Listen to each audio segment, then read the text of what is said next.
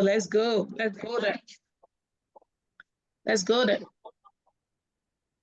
So we good afternoon. Or before we start, are you recording already? Yes, so I should stop recording first. Stop recording, ma, because we don't. I don't know what you want us to, what you will want to know. First of all, we want to learn the trade locker now. You teach us how to use trade locker properly. Today class, hey, I know learn, I don't let you go. You've not used trade locker before. I will never let you go unless you bless me. I want to know how to. I don't know how to use trade locker. So first of all, you teach us how to use trade locker. Then secondly, you teach us how.